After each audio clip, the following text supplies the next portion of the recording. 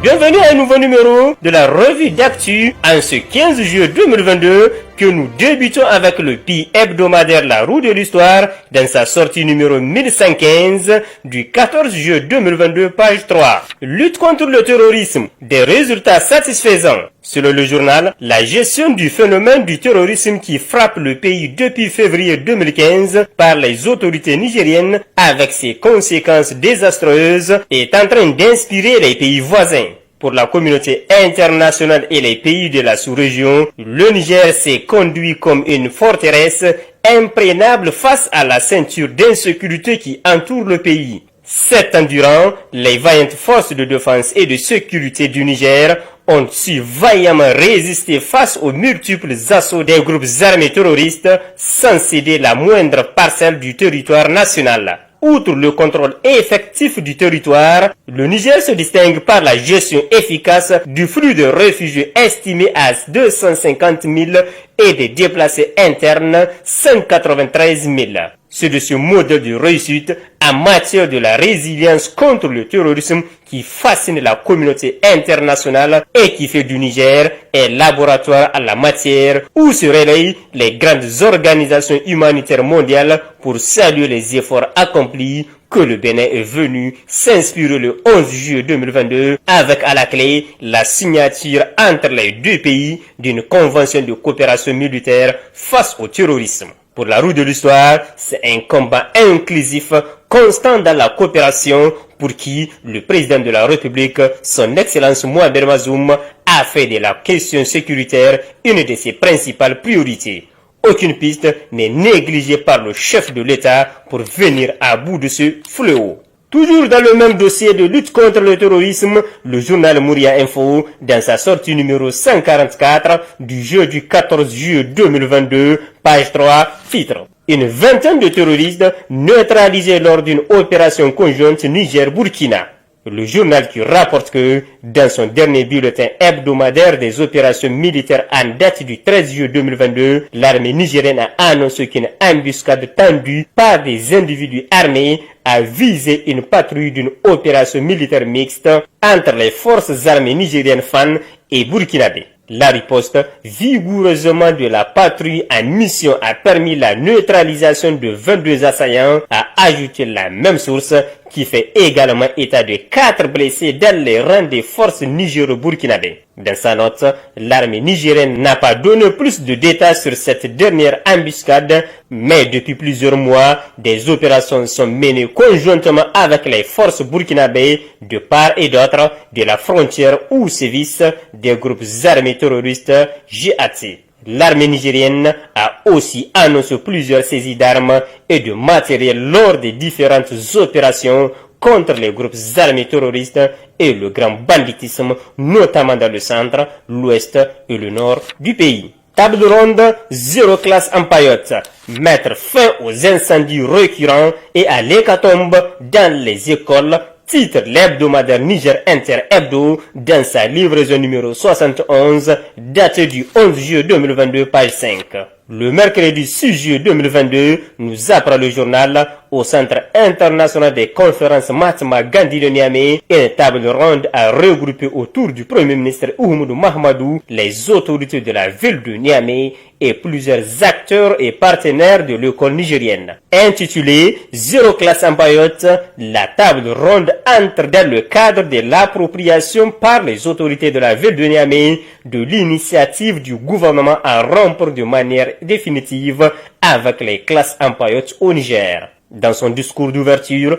le Premier ministre a tout d'abord brossé la situation dans laquelle se trouve le système éducatif nigérien, système éducatif qui souffre, a-t-il expliqué, d'une insuffisance notoire des capacités d'accueil et de très faibles taux de scolarisation, d'achèvement et de réussite aux examens. C'est conscient de cette situation que le président de la République, Mohamed Bazoum, a porté le défi de l'éducation au même niveau que celui de la sécurité et a pris l'engagement dans son discours d'investiture du 2 avril 2021 de lui accorder la même priorité. Le journal qui écrit également que, pour remplacer progressivement les salles de classe en paillotte par des salles à matériaux définitifs, le gouvernement a engagé un vaste programme de construction d'infrastructures scolaires. Niger Inter de poursuivre que, faisant de ces objectifs nobles du gouvernement nigérien les siens, peu avant l'ouverture des discussions, le député maire de la ville de Niamey, l'honorable Oumar Dogari, a annoncé, sous un teneur d'applaudissements, la contribution de l'ensemble de ces indemnités de maire d'un an, soit un total de 10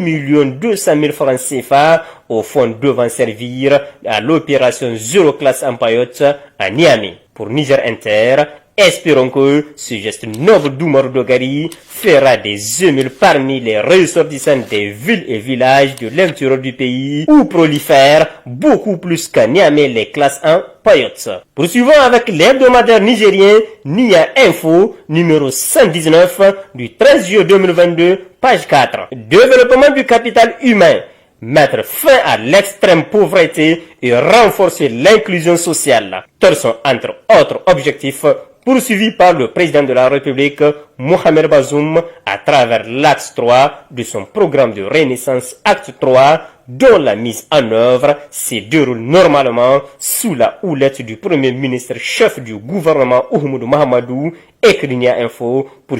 pour la traduction en acte de tous les engagements pris par le chef de l'État dans son programme de société, un programme pertinent sur la base duquel le peuple nigérien l'a porté à la magistrature suprême du pays. Tous les ministères, chacun dans son domaine de compétences, travaillent d'arrache-pied pour améliorer les conditions de vie des populations et promouvoir l'émergence du pays. Il s'agit, à travers ce programme, selon le journal, de consolider les acquis du travail accompli au cours de ces 10 années et d'avancer vers de nouveaux objectifs tels qu'ils découlent des enseignements critiques que nous avons retenus de notre expérience, bien plus complexe que les idées au moyen desquelles nous l'avions abordé, a expliqué le président de la République dans le préambule de son programme de campagne pour les présidentielles de 2020-2021. Un programme qui lui sert aujourd'hui d'outil de travail pour réaliser le rêve des Nigériens de voir notre pays